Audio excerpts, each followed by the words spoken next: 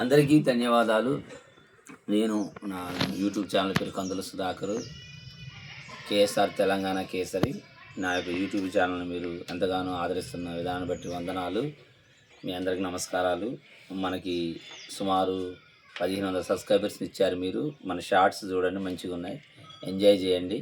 ఒక్కొక్క వీడియో 2 లక్షలు 3 లక్షల వ్యూస్ కూడా ఉన్న వీడియోస్ ఉన్నాయి. షార్ట్స్ చూడాలని మనం చేస్తూ కవితలో భాగంగా ఈరోజు మన కవిత శీర్షిక నేను రాసినటువంటి కవిత ఇది చట్టం సాహితీ లోకం అనే పేపర్లో జాతీయ పత్రికలో ప్రచురించడం జరిగింది. దానిలో నుండి చదువుతున్నాను. బాల్యం ఎందుకో బరువైంది ముక్కు పచ్చలారిపోయి ప్రాయంబు రాకముందే చెత్త బుట్టలు సంత వీధుల పాలు మీకు దర్శనమిస్తున్నాయి. ఇది ఒక అనాగరిక ప్రపంచం. గర్భం దాల్చిన గర్భగుడిలో ఆడమగల లింగభేదములు తెగులు రగిలే.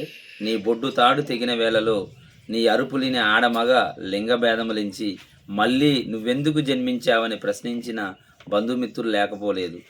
మళ్ళీ నువ్వెందుకు జన్మించావని ప్రశ్నించిన బంధుమిత్రులు లేకపోలేదు. బాల్యం ఎందుకో లింగ వివక్ష పాలైంది. పాల బుగ్గల నురుగుల వెనక, కల్మషము లేని నవ్వుల వెనక ఈ భారత ప్రపంచ ప్రగతి దాగిన సంగతి ఎవరికీ తెలియదాయే, ఈ దేశానికి పట్టదాయే. బాల్యం ఎందుకో భారమైంది. తల్లి రొమ్మును ఇడిచిన బాల్యం బురద మట్టి పాలు గట్ల పాలైంది. బడి గుడులకు దూరమై దొరల గడిల పాలైంది. బాల్యం ఎందుకో బానిస పాలైంది. గుడిలో సైతం నీపై ఆగని అత్యాచారాలు, బడిలో సైతం నిన్ను వదలని కులమత ద్వేషాలు, నువ్వు అడిగినా దొరకని ఎంగిలి మెతుకులు. ఎందుకో బడి సైతం నీ బాల్యాన్ని ప్రశ్నించింది. నీ కాలిన కడుపుకు పాలన్నాలు లేకపాయే, పాచన్నాలే నీకు పరమన్నాలాయే. బక్క చిక్కిన ఒళ్ళుకు బట్టలు లేకపోగా వెట్టి చాకిరి కొరడాలెన్నో నీకు. నీ పొట్టకు పోషకాలు లేకపోగా నీ పసిబాల్యం విషవ్యాధుల పాలాయే. ఎందుకో బాల్యం వ్యాధుల పాలైంది.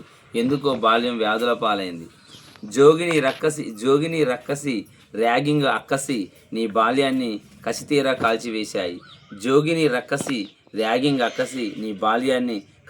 కాల్చివేశాయి. ఎందుకో బాల్యం అత్యాచారాల పాలైంది. పోతపాల డబ్బాలు నీకు లేకపాయే, పురుగన్నాలే నీకు పరమన్నాలాయే. నీ పాదాలకు మట్టి బురదల్లో పేడ కుప్పల్లో ఇరుకపాయే. పోతపాల డబ్బాలు నీకు లేకపాయే, పురుగన్నాలే నీకు పరమన్నాలాయే. నీ పాదాలు మట్టి బురదల్లో పేడ కుప్పల్లో ఇరుకపాయే. నీ బాల్యం బర్రె గొర్రెల దొడ్డిల పాలై ఈ పశువుల కొట్టంలో ఉదయించింది. నీ బాల్యం బర్రె గొర్రెల దొడ్డిల పాలై పశువుల పాకల్లో పశువుల కొట్టాల్లో ఉదయించింది. బాల్యం ఎందుకో జీతాల పాలైంది. నీకు నిండా పదేన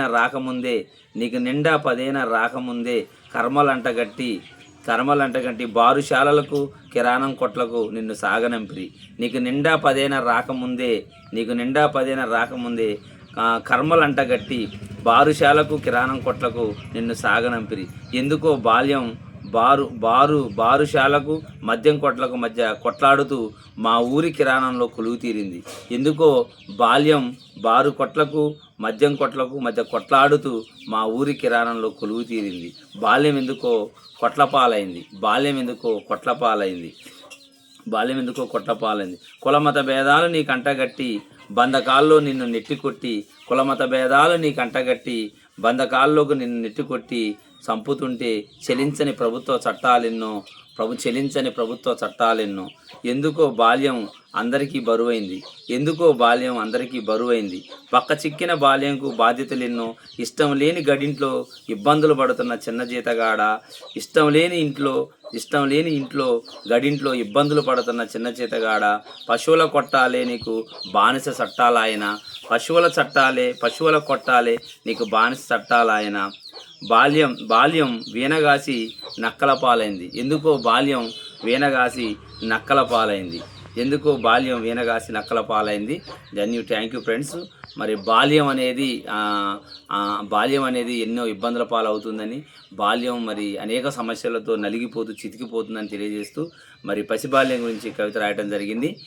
బాల కార్మికులని వారి ఇబ్బందులు మరి బాల్యంలో వారు పడుతున్నటువంటి బాధలను వారు విముక్తి చేయడం కోసం మరి బాల్యం ఎందుకు అనే బరువైందని ఈ కవిత మరి నా హృదయంలో నుండి ఉదయించిందిగా మీరు భావించాలి.